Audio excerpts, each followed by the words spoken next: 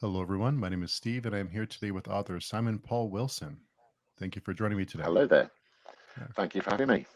Oh, it's a pleasure. I know we've been trying to get this to work with the time change and the differences in Yeah, time it's been. And so it's always fun to connect with other people, but sometimes it takes a little bit of planning. yeah, it does. Yeah, yeah, especially when you're halfway across the world, and then time changes come into it as well. It's never straightforward. No, there's always something.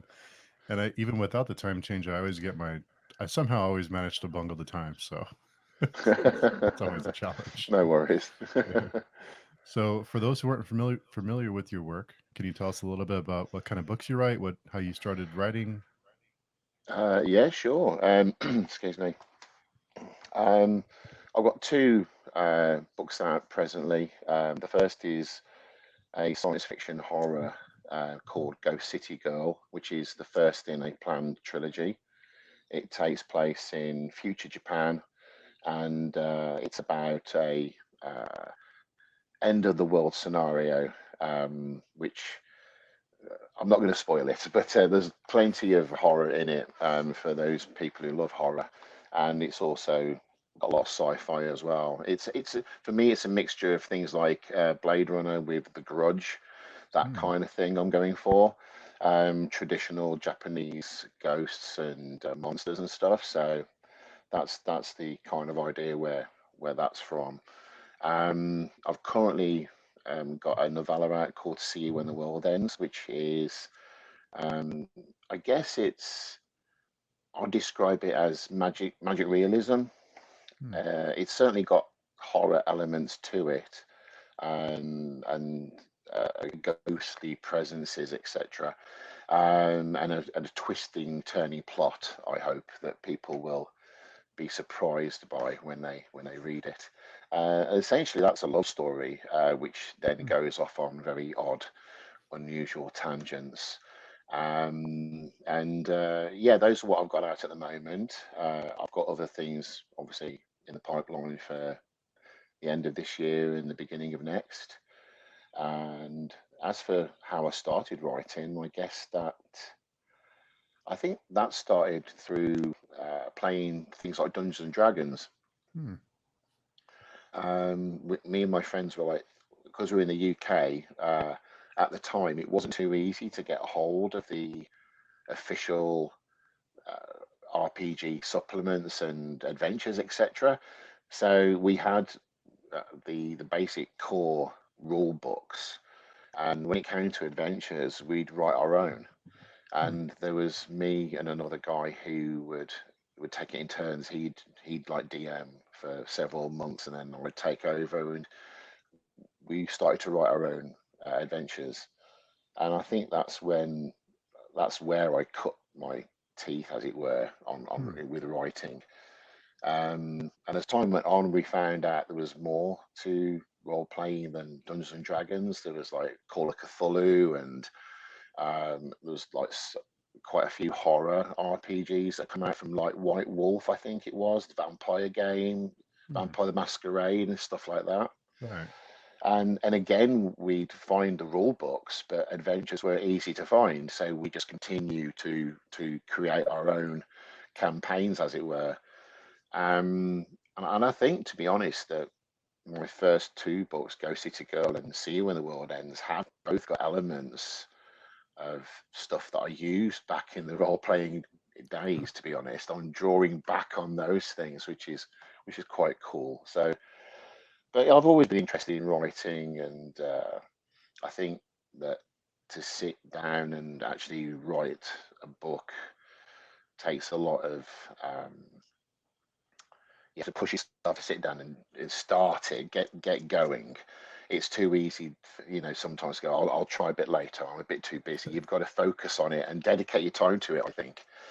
And a few years ago, I thought, yeah, I'm going to sit down and start, try to write something from A to Z and, you know, get it done. Because I tried before and failed, just given up on it. Because real life gets in the way. Yeah. But yeah, I've managed to actually sit down and write stuff now, which is quite nice, and people seem to like it, which is also very, very nice. So yeah, that's how That's I started, fantastic. I think. So, how old were you when you decided you wanted to start writing and get serious about it and get a book published or get out there? Oh gosh. Oh, now I'm giving away my age. Wow, it's all coming out now. Uh, Um, you can be vague. uh, I, I guess I was like in my 30s when I decided that I really would like to sit down and create something and write a book. Mm, And I had several ideas, and I try to run with those ideas, and I get so far into them, and I'd hit plot holes and inconsistencies, and trying to juggle that, sorting that out and ironing those out with real life was quite difficult at the time. So I'd kind of like go for the easier option of just giving up on it yeah. and starting something else. um, and I think it was, I mean, Ghost City Girl came out last year, but I started writing it in, I think it's 2010. Mm, So it's been a long time coming, that book. It was a long process. But that's the one where I was happy with what I was writing, and it was the kind of stuff that I wanted to do, and it was a story that I believed in. So that was the one I persevered with, and I got close to being published several times, but unfortunately, it didn't pan out that way. mhm. And then eventually, a publishing company, not a pipe publishing, based out of Oregon, they were interested in it and they took it on. And yeah, then it was a year of editing it, Yeah. uh, which which was a lot of. It actually was a lot of fun. And I enjoyed that part, to be honest. It was nice to tweak it and shape it and get it all perfect. Yeah. I quite enjoyed that process of editing it, and then yeah, it came out Halloween last year. Oh, wonderful. um, and yeah, I've been very happy with the reviews that it's had and the feedback that I've got, and I'm still getting some new readers to this day. It's very nice that although it's not, I can't quit the day job just yet. Yeah. um, it's nice that people are enjoying that book, and yeah, See You When the World Ends. That's also going about the same way. It's slowly moving on, and people are picking up on it, and yeah, the feedback's been really, really nice. I've been, as we say in the UK, gobsmacked Yeah. by the feedback. It's very, very humbling. So Oh, so that's yeah, I wonderful. reckon 10 years ago, I reckon, was when I Mm. started to sat down and go, right, I am now going to write books. I'm going to do this for sure. So I think I've answered that without giving away my age. Yeah, pretty good. I'm impressed. I tried. Was there anyone in your life or anything that happened that motivated you or gave you that inspiration to start writing? Is there something that I know you mentioned that your um, fantasy campaigns, but was there someone in your life that kind of pushed you towards it or I encouraged you? think if it was reading, I could give you a long list of people, and I think that Sure. reading and writing are very important for each other. Hmm. I've been very lucky with the fact that my the whole family have been behind my reading addiction, let's say, Yeah. and thrown books my way Yeah. constantly throughout my life. Um, and I was very lucky to have a fantastic English teacher at school called Mr. Mm. Clark, who who was just an amazing guy, and we kind of veered off the curriculum and read more of the unusual stuff. So while other people were reading, like I'm trying to think of a traditional English school book that everybody would read. Um, they've all gone out of my head now. But Yeah. we were reading things. He got us to read The Wizard of Earthsea, Hmm. which was, an amazing introduction to fantasy, and stuff like Watership Down, which is a fantastic novel. We were reading really good stuff, and he actually loaned me his own personal copies of the Lord of the Rings trilogy to read, in my spare time. So he definitely pushed me along the path of reading and writing for sure. My grandparents as well would constantly throw comic books my way, and talk to me endlessly about the horror movies that they'd been watching that obviously I was far too young to watch at the time. So yeah, I think I've been quite lucky with like family and teachers giving me the encouragement to read, Mhm. from which obviously writing then went hand in hand with. Yeah, My family's very supportive of my writing, and proud of it as well. So yeah, yeah. that helps out a lot. And I always wonder because I'm a bit of a control freak. So to think about writing a book and to create something, and Mm, then to go to someone like an editor and have them go through mm. and want to what is that process like? Was it difficult to have someone go in and Um, change things? I think with with Ghost City Girl, I think that because I'd been working on it for so long, I had to admit that I'd gone typo blind. Hmm. And I could read that book 100 times and think, yeah, that's absolutely fine. And then, of course, the editor would go, well, actually, on page 5, there's these 15 mistakes, Wow. which, wasn't that extreme. But, Yeah. but but all the same, like the editor was picking up, like, you've said this in a different tense, and that's a typo, and you've repeated that word far too many times in the last sentence. And Hmm. you have to step back and go, yeah, you're right. I've not noticed those things. And I know what you mean. This is your Yeah. creation. You don't want anybody tampering with it, but Yeah. it's for the best. It really is. So Yeah. you have to, you know, I mean, there are occasions, then and now when stuff is being edited where you think, no, no, I really want to say it that way. I understand where you're coming from, but I really want to say it that particular way. Yeah. So there's a little bit of give and take, but mostly I think that an editor, you have to go with what the editor says, I feel, and it's for the greater good, as they Yeah. say. Yeah. It's not easy, but but it's yeah, you've got to do it, and I'm very grateful for the editing that Ghost City Girl and See You When the World Ends have both had. They both made for better books, so I'm forever grateful for that. Mhm. And along the same vein, I think it would be a strange feeling to have. So you go through all that work and you put in all this time and energy and love into something, and then it goes out Mm, into the world for everyone to read. What is that like mm. to just to hit that button and it's out and it's available for anyone to critique or to love or to hate or whatever it Um, may be? Is that a vulnerable feeling? yeah, it's it's scary, to be fair. Hmm. Obviously, it's very, very exciting.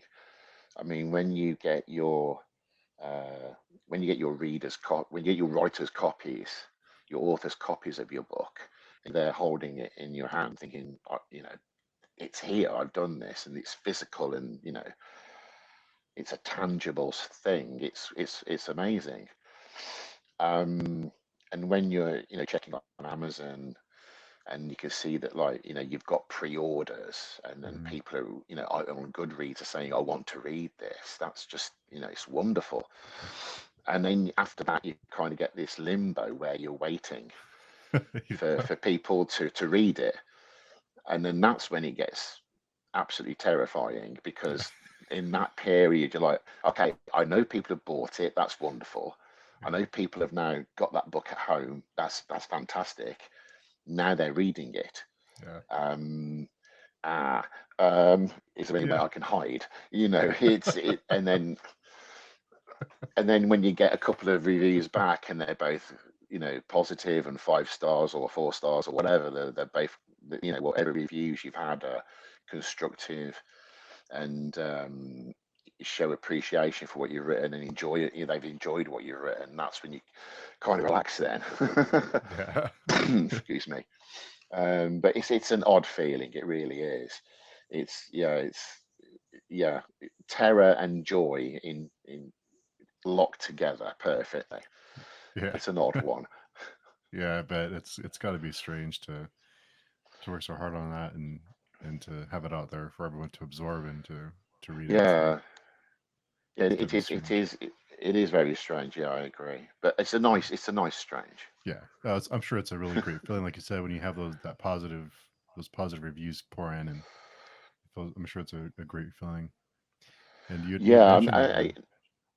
I mean, any review is most welcome. You know, as you know, people have gone out of their way to find your book and buy it and on whatever, whether read it on their phone or read it as a paperback or hardback. You know, I'm extremely grateful for that.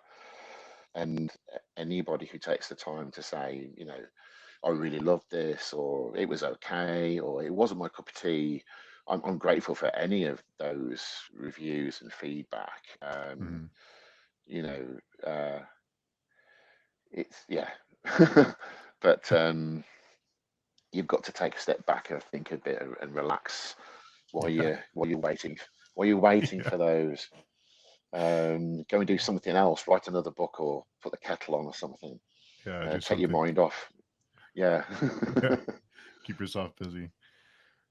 And I know you mentioned that you found a publisher from out of Oregon, and Mm, so did you yeah. query when you had your? Did you start sending query letters, or how did that whole process work to Yeah. get published? I well, I was looking for open submission periods for different places, Mm, and I found a few and sent Go City Girl off, and got some. I got onto the short list in a few places, which was fantastic. And although I didn't eventually make the final cut, mm. I was still very happy Oh yeah. that I'd got onto shortly because that's a massive compliment. You're thinking, Oh okay, I didn't quite get there, but I nearly got there. yeah. So I just kept my eye open for you know open calls and submissions, and that's how I found Multi Publishing, and uh, I sent it off to I think they wanted the first 1,000 words or so, or two Mm, thousand, something. You know, I can't remember what the figure was, but I sent off the word count that they wanted, and they got back in touch and said, "Okay, send us the whole thing, please." Which was okay. That's you know, fingers crossed time. yeah. Yeah. Off we go. So, and he eventually got back in touch, and we had a bit of a chat about what would happen in the next set of books, because it's like I said, it's a you know I would like it to be a trilogy, Mm, and we had a conversation about where I would take that, and they were very happy with where I wanted to go, and said, okay, right, we'll get we'll sign you for the first book then and the sequels. So yeah, that was just wonderful. I think I signed my contract on the New Year's Day, which was a great way to start the year. oh, that's And great. then yeah, it was really cool. And then see where the world ends. I sent that off to them as well. I said, look, I've got this. How do you feel? What do you think? They said, yeah, sure, we'll have that as well. So Wow, nice. they've been really cool. They're great. So yeah, that's how that happened. Just searching for places that were accepting submissions, and you know sending it off and seeing what happened. So Wow. yeah, and yeah, I got lucky, which is a wonderful thing. Oh, that's impressive. Yeah, it's really great to have that so soon in your career. And you had Yeah. So mentioned, yeah. I'm sorry. Go ahead. yeah, yeah. No, yeah. Go ahead. Go ahead. Oh, I was just going to ask you. You mentioned that your books have elements of horror in it. And I always wonder, what Hmm. is the appeal of horror for you? Um, yeah, I'm looking around at my bookshelf and it's just Yeah. 99% horror. Oh, really? Um, yeah. I mean, I have read a lot of fantasy. I'm a massive Tolkien fan, and I think that's really the author that I fell in love with first. Mm, And I've read The Hobbit and The Lord of the Rings countless times, to be honest. But then I think I was about 11 or 12, I read The Rats by James Herbert, mm, and that's when I fell in love with horror. And after that, I just, devoured it ever since. I've read other stuff along the way as well, but it's always horror that I've come back to, and horror that's the first love, as it were. Why do I think it's just you like being scared. yeah. I think that's the appeal. When you're reading a good horror novel and you turn that page going, oh my God, no, oh Jesus, don't do that, don't go there, and you're hooked because you don't want them, you don't want to know what happens next, but you do want to know what happens next. It's Yeah. the same as watching a movie where no, no, please, no, but you're not going to turn it off. You're going to Yeah. continue watching. Um, I think, yeah, the feeling of being not so much grossed out, but scared Mm, is that feeling is really, it's an addictive feeling, I reckon. And a lot of people who love horror would, I think, might agree this, that goose flesh or goosebumps, whatever you like to call it, the hairs on the back of your neck, and the dread of turning that page to find out what's going to happen, and yeah. the sleepless nights that may follow, Yeah. depending on who you're reading and what you're reading. So yeah, it's being scared. That's what it is for me, I think. Are there certain things that you do while you're writing to convey or to build that tension and that fear with words? Is how do you how is are there certain techniques you use to build that, to have that payoff of the goose flesh and the hairs on the back of your neck standing up? Um, I kind of like to take the the the subtle path, if you know what I mean, kind of like slowly build this up, Mm, lay down the hints that something not right is about to kick off, yeah. something not good is happening here, and just build it slowly and slowly until, and then hit them full force with as much horror as you can get. Yeah. So they know it's kind of coming, and hopefully they're turning the page and going, yeah, any minute now, and then bang, it's there, and then and after that, I like to just go for it, Yeah. just go for, hell for leather, as they say. So I kind of like the slow build up, the slow dread, Mm, and there's a few writers that do that so well. Adam Neville, his books just drip with dread, and you're reading them and you know that at some point something really bad is going to happen, something that's going to keep you up tonight, for definite. yeah. um and that feeling of being scared, that's where he does that so well. I love reading his books. And then, like, on the opposite side of that, kind of, you got Brian Keane, who's like, he's relentless with his bodies being ripped apart and all, gore galore. They're very opposite, but they're both wonderful. I like both kind of styles.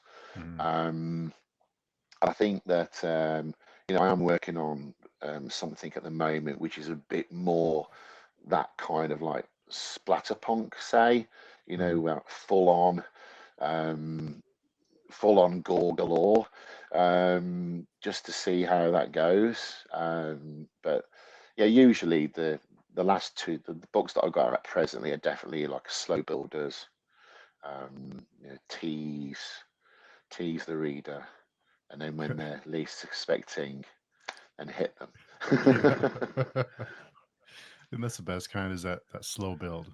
The you know it's coming, but you Yeah, just don't know when. I mean, if it comes to films, I'm definitely a fan of the slow build over the, in your face gore. Hmm. When it's books, I like both. I'm happy with both. I enjoy both. But for me, the slow builder films are the best ones because when that jump scare gets you, it really, really gets you. Yeah, And that's kind of what I hope I do with my books, he says. yeah. And with with these terrible things happening, or with these horror elements in books, the aftermath can be trauma to the characters in the book. How do you Yeah, convey yeah. how do you convey that trauma that they feel after these events happen, or even before the events of the book? How can you convey that trauma and that Uh, pain or that grief? that's a good question. I I'm a big fan of the writer Haruki Murakami, who writes mostly magic realism. But I feel that a lot of his books have got a lot of horror elements in them. There are some very haunting scenes in a lot of his books that have stayed with me for a long time and probably will stay with me forever. And I think that he's a master of a connection with the characters. You connect with them so well. Um, and Neil Gaiman does that as well. Mm, He writes these characters that you feel like you know them. You feel for them. So mhm, when the horror hits, the aftermath is all that more powerful because you're with those characters all the way. So when the bad things happen, you feel what they're feeling, And I like to write characters. I like to have emotional depth, um, and make the people that you're reading about relatable. mhm.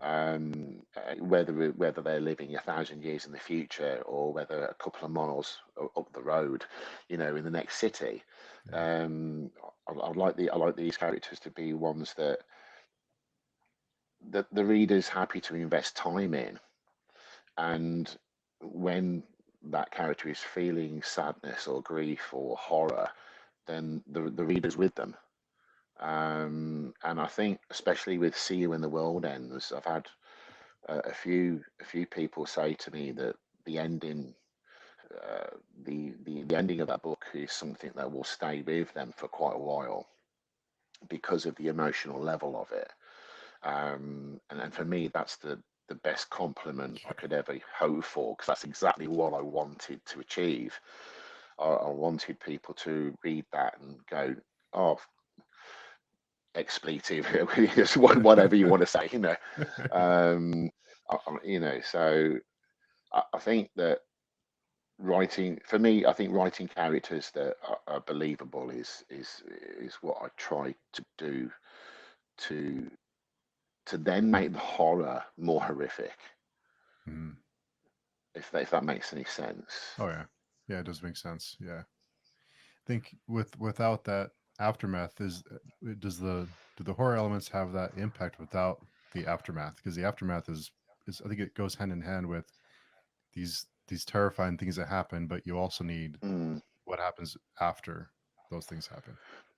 Yeah, I mean, sometimes what happens after the the horror, it can be more profound than Hmm. the horror itself. The dealing with what's just gone on, and how do you carry on after what has just happened, um, can be equally or more powerful. Right. So yeah, that's yeah, it's making me think. That's making me think. That's a very good question. Yeah, it's a good question. I like that. And it's certainly something that I look for in books as well and in films. The ones that tear you up when the bad things happen to the characters that you've been with the last hour or 2 weeks, Yeah. depending on whether you're watching or reading. and that staying with you for a long time after the Mhm. TV's been turned off or the book's been put back on your shelf. That's a good book, or that's a good movie, in my opinion. That's what I really love to watch and read.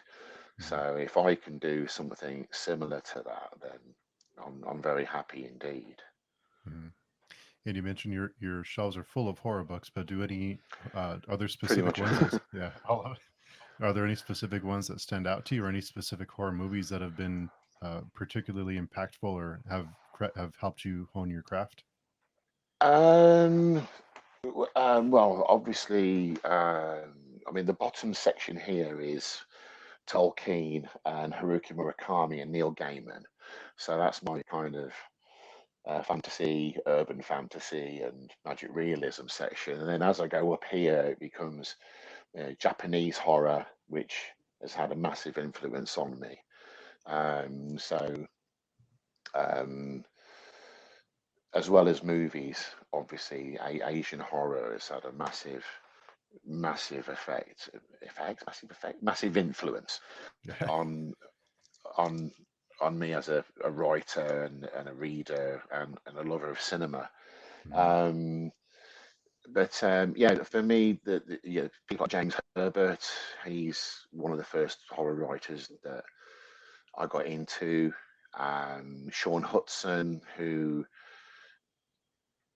deserves a lot more credit than he gets. He's just an amazing writer. I think in England we call him the Godfather of Gore.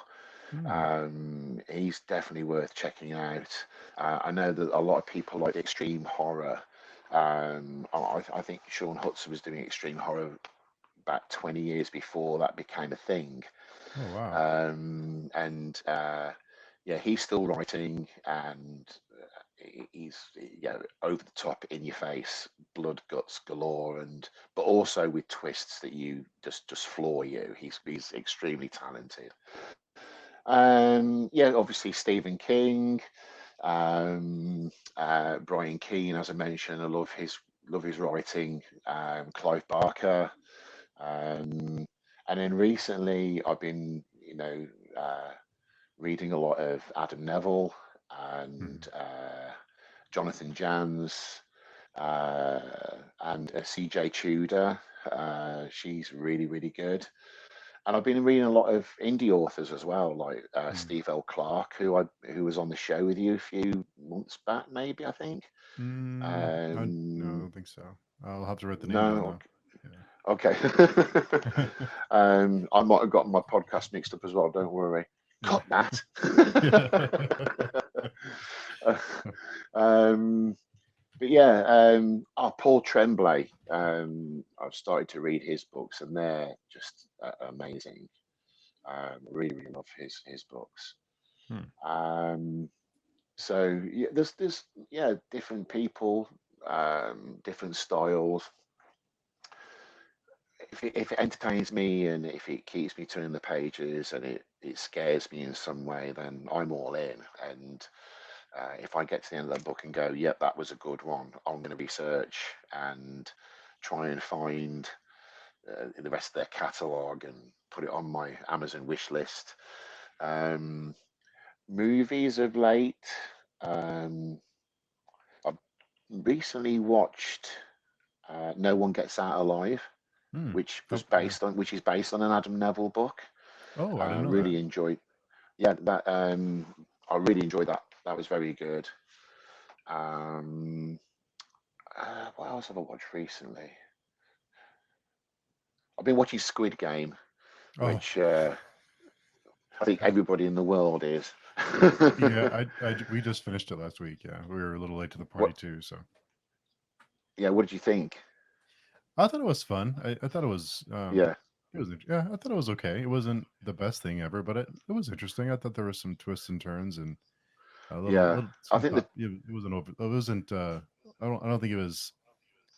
It was thought provoking without being too in your face about it. Yeah, there was some nice twists in it, some nice touches, and there was some nice shocks in it as well, Mm. which I enjoyed. Things I didn't see coming. Yeah. But Yeah, I'm not. Must admit, I'm pretty behind on movies. To be fair, I don't watch as much as I used to. Hmm. I think because I'm trying to write more and read more. I'm kind of, you know, and plus, like, I never seem to find the time to sit down for an hour and a half, 2 hours, and watch a movie from start to finish. It's always in like 10-minute, 15-minute chunks. Yeah. So a book's better that way. Hmm. So yeah, that's what I'm reading at the moment. Who else have I recently read? Uh, Stephen Graham Jones, The Only Hmm. Good Indians. That was a fantastic book. I really, really like that. Uh, but yes, people like Matt Wilderson and Sarah Jane Huntington, Nice. their their books are fantastic, and I'm hoping that they go on to do bigger and better because they certainly deserve the praise. Hmm. Um, and I'm lucky enough to be writing with both of those actually. Me and Matt Wilderson are in the final stages of a horror book called Baggage, Oh, awesome. which we're hoping to, real life permitting, hopefully get that out before the end of this year. Oh, wow. And Looking forward to that. so, thank you. Well, that's been a lot of fun to write. That's been an immense pleasure it's been an immense pleasure to work with Matt on that. Hmm. I'm hoping people like it as much as we've enjoyed writing it because yeah, it's been an absolute blast to write that. And I've just started to work on a folk horror novel with folk horror novella, say, with Sarah Jane Huntington. Hmm. We're called Dead Weird Letters, and that's slowly going on. It's been slowed down a little bit because I was a bit poorly and ended up in hospital, but we'll get back to full speed on that as soon as possible. But yeah, that's what I'm reading and doing at the moment.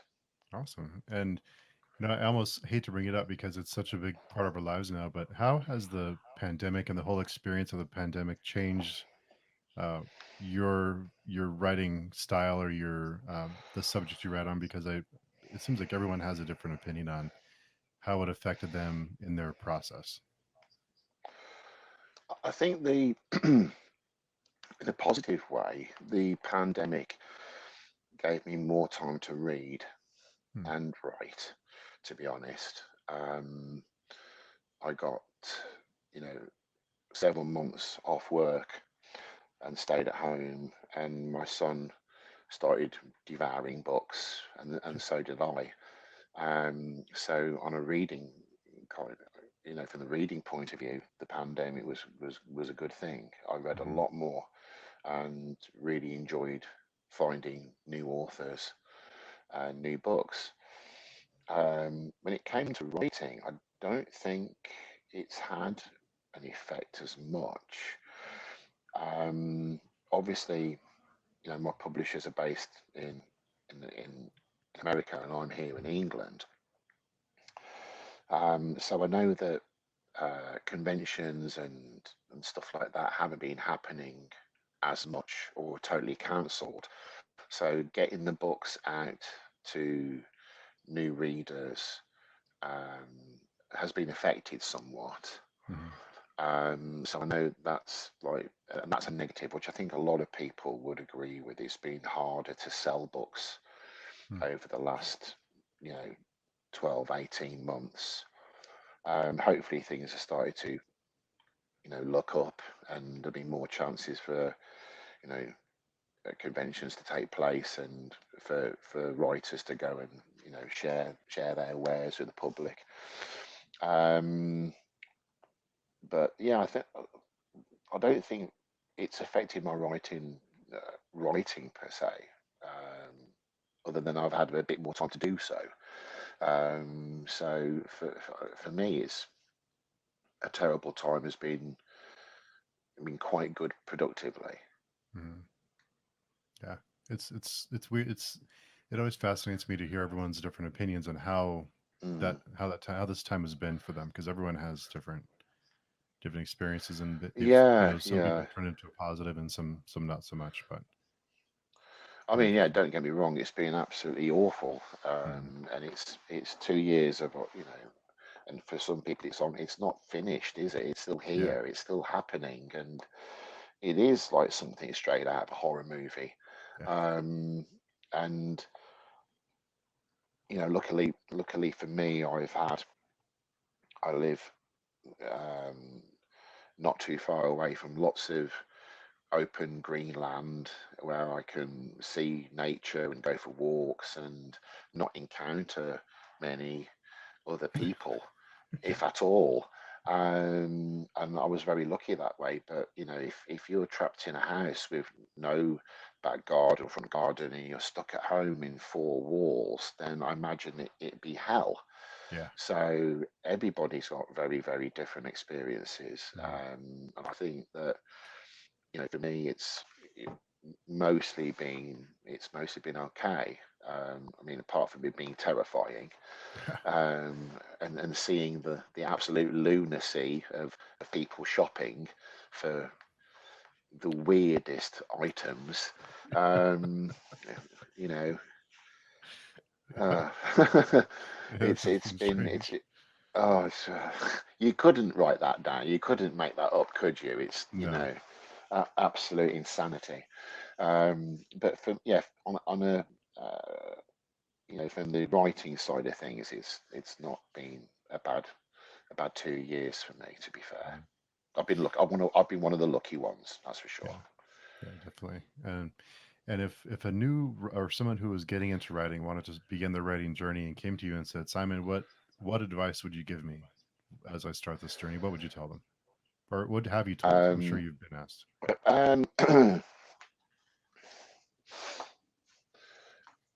a lot of people have said this to me, and I've heard it from different sources in the past. That I really believe in this, is that you just write your truth.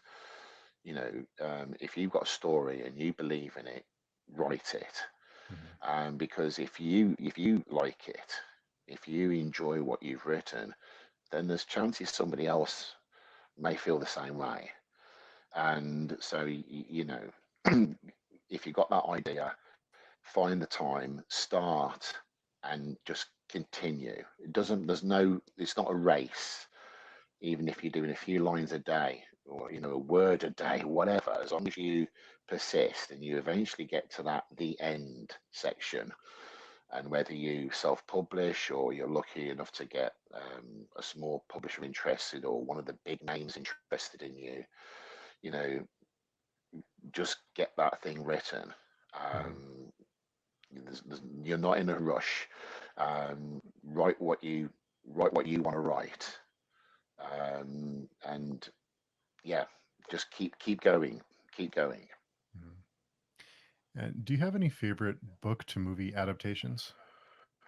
Book to movie adaptations.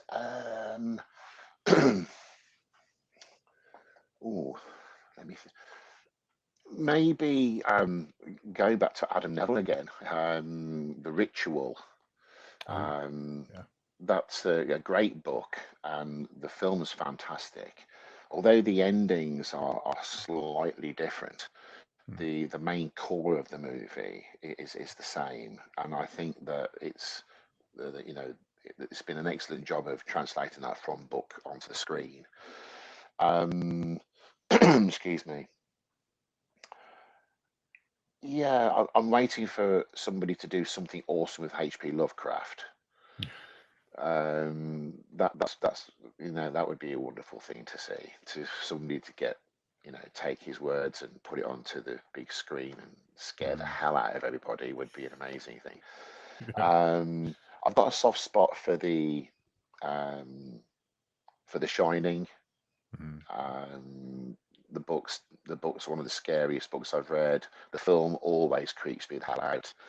There's so many scenes in that which, you know, yeah, they're absolutely terrifying. So I really, really like that one. And Salem's Lot as well. the night that it was it the 70s, 80s. There was a movie, and Yeah, I think it I was remember, 80s, I think. Yeah. yeah, the sequence where he's knocking at the bedroom window. Um, Always gives me the chills. So yeah, some of Stephen King's movies have been really well translated. Mhm. Um, and yeah, The Ritual, I'd say, is one of the most recent I've seen that I thought was done really, really well. Hmm. And what was your first job? What was my first job? Hmm. What was my first job? Gee whiz. It was it was I was a graphic artist, which there was not much about artist in there or graphic. uh, yeah, yeah, I was working in a design studio, and I found out that actually most of the designing was done before we got the job. We just had to get it ready for printing and stuff. So it was fun. I saw some interesting and cool stuff, but it wasn't as imaginative as I hoped it would have been. Yeah. So the imaginative part was already done Yeah. by other people in London and stuff. So yeah, we just got it ready for printing and stuff. So Did seeing yeah. all those graphics after the fact, did that kind of help your creative process to see all those different types of artwork? Um, yeah, yeah, it was interesting. I mean, now nowadays everything's done on computer, isn't it? Right. Yeah. So we're going back to when it was like silk screen printing and stuff, Hmm. and the art was all done. A lot of it was done by hand or by photography work and stuff, and there was a certain element of computer work as well. But um, yeah, it was interesting, um, to to to get like a black and white image and then suddenly see this massive design in full color at the end of the day. So that, yeah, it was, I did a lot of stuff. The company I worked for did a lot of stuff for rock and pop bands. Hmm. So I remember um, we did some stuff for The Cure, The Prodigy, Oh, wow. Cool. Love and Rockets, which I was a big fan of. So, and occasionally we'd get like a free record or a free CD thrown our way if we were lucky enough. So, yeah, when you're doing the Cult as well, we did a lot of stuff for the Cult. So yeah, when we're working on those kind of things, music that we really enjoyed, that was exciting to do. Oh, perfect. Um, that was really nice. That's a good memory. Yeah. Yeah. Nice to have a couple of CDs or records thrown your way. There's nothing wrong with that. So nice little perk once in a while. Yeah. Yeah, absolutely. Yeah. And before I let you go, there's a question I wanted to ask all of my guests, and that is, Yep. if you were in my position, is there a question that you would have asked that I didn't ask? Um, to be honest, I'm going to say no. I Hmm. think that I've thoroughly enjoyed speaking with you today, and Oh, there's been some great questions, and I've answered them well enough for you, to be oh, honest. definitely. Yeah. Yeah, it's been really nice. So no, no, if the tables were turned, I don't think there's anything I'd be like, damn, I wish I would have asked that. Yeah. So no, you thumbs up from me. Awesome. Yeah. I try to ask that just so I can improve and add new questions to my list so I can have them for Mm. next time. So appreciate the kind words. Hey, no worries at all. Thank you. Yeah. So if someone was wanting to look for you online, or do you have any social media accounts or website people can find you on? Yeah, I mostly haunt Twitter, to be honest. So people can find me at SPWZEN.